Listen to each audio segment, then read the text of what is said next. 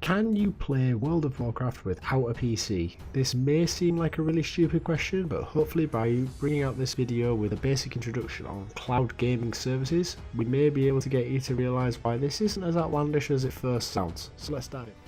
So let's start with the basics. What is a cloud gaming service and how can it work for you?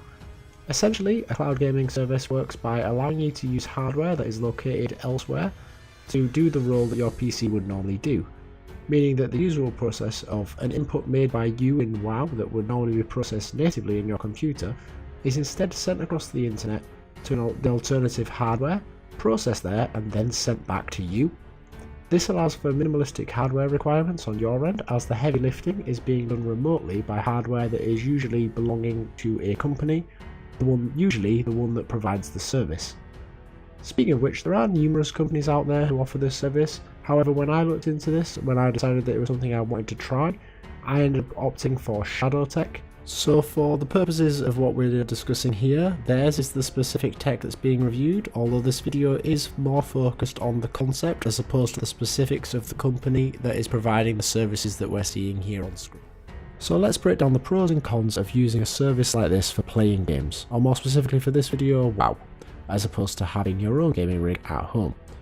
So right off the bat is the obvious pro of not needing big expensive hardware under your desk to run WoW.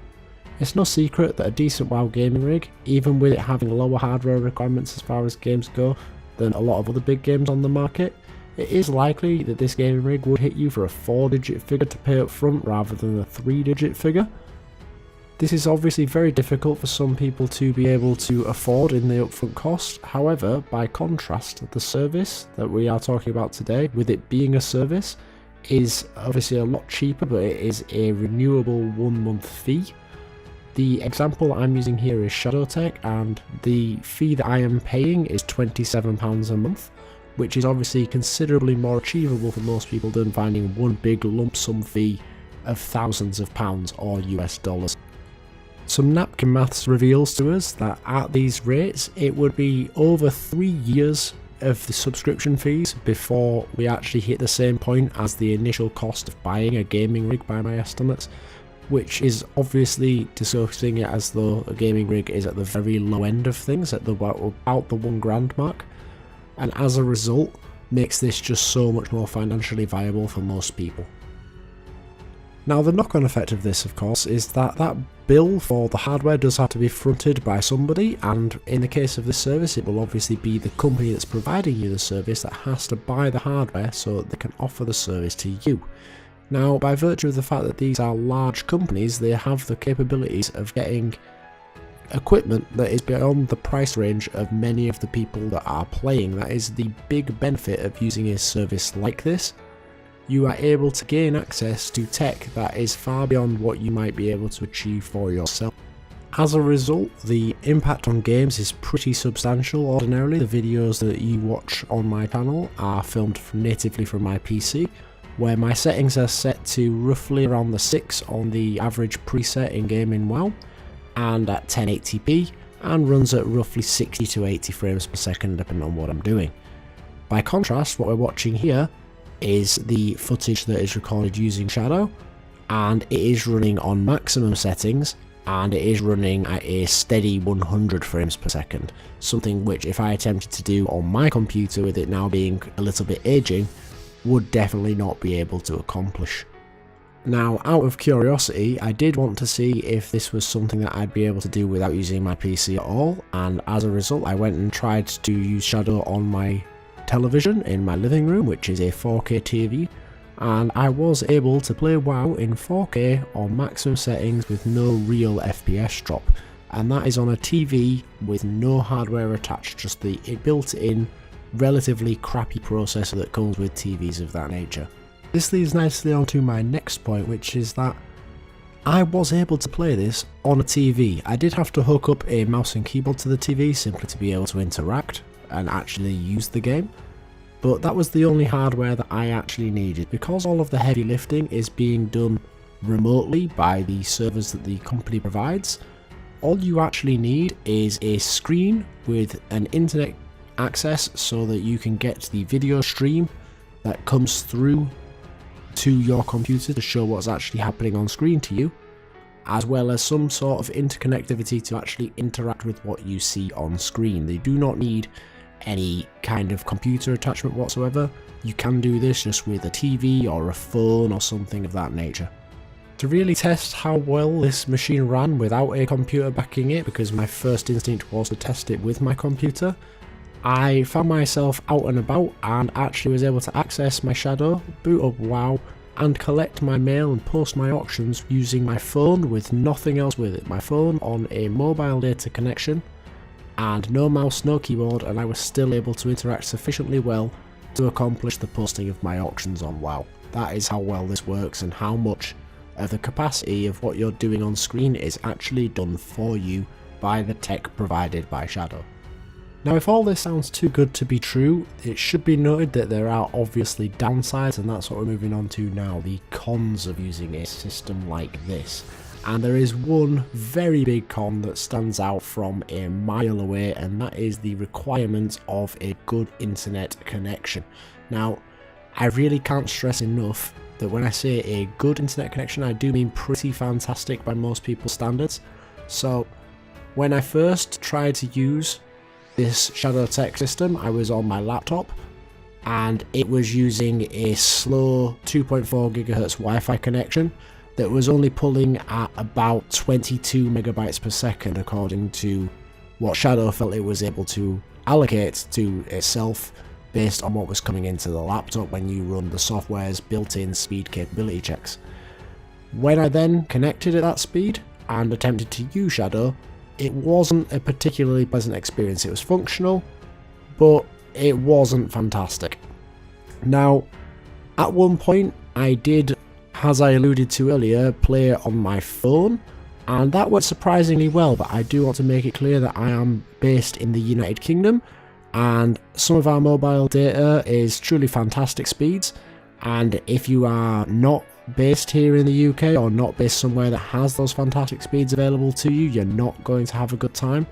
I did in fact hit an area where my signal was quite poor and I was only able to pull about 8 megasecond, and at that time that was simply not good enough to use Shadow. It was nigh on unbearable. That being said, I do want to make it clear that this system was never designed to work on a connection that poor, and I'm not giving it any stick for the fact that it doesn't work, and no one would ever expect something as fantastic as this to work on a connection like that. But that it is still a situation which a lot of people find themselves in where they can't quite meet the requirements of the connection. I would honestly say from my experience, anything of about 30 or upwards megabytes per second allocation is perfectly acceptable. That allocation not being the speed that goes to your computer, but the speed that Shadow dictates to itself is what it can safely take from the connection that you have. If you can achieve that, then this is going to work wonders. Now, the rest of the cons are all relatively minor or simply non-existent, but have been suggested by other people. In my experience at least, it may well be true for them, so I'm just going to rattle these off real quick for you. The first thing, if you are familiar with services like this, or if you've watched any other people's videos on them where they go into a bit more depth as opposed to my everyman kind of view on these things, is that you will suffer with input lag. Now, in my experience, I just didn't actually suffer this at all when I was on a good connection. Now, the input lag is very real. If you are on a poor connection, you simply will find the experience less pleasant, as you will press a button and notice it happens a considerable time later, and when it comes to competitive gaming, that's just not good enough.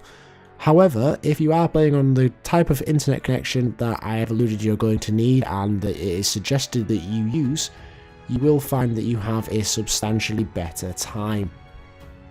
Once I switched to a 42 megabytes per second wired connection, I simply didn't have any input lag whatsoever and was able to forget that I was even playing through Shadow as opposed to just on my PC. Now, this won't be the case for everybody. Of course, the connection that you have, we've already suggested, is a potential issue, but also your geographical location can play a factor in this input lag. I happen to be fortunate and be based very nearby to the servers where the remote hardware is stored. and as a result I don't really suffer with lag at all. But that might not be the case for you, so just bear that in mind and do your research as to where the nearest location for the cloud service that you are operating from is in relation to where you live. So the final con that I want to make you aware of is the activation time. So my shadow took 12 days to be activated. This is not the norm, as was made clear to me, and that is not something that I would say that you should be expecting. I imagine it's going to be substantially quicker, and they actually were able to mitigate this as well significantly by virtue of the fact that they kept me very much up to date with what was going on and where I was in the process, which made me feel as though the 12 days was flying by. Plus, when I got to 6 days I'd had to wait, I did get given the key for my Steam to gain access to a free copy of a game that I would otherwise have had to bought, which was just a very nice gesture. It's not a game I ever intend on playing, but it helped to feel as though they really valued you. And also the 12 days that I had to wait is about as long as anyone ever would have to wait, and quite frankly that's not too bad. If you were to go out and have to source the materials to build your own gaming rig, I imagine it's going to take a few days anyway, so the wait isn't all that much different.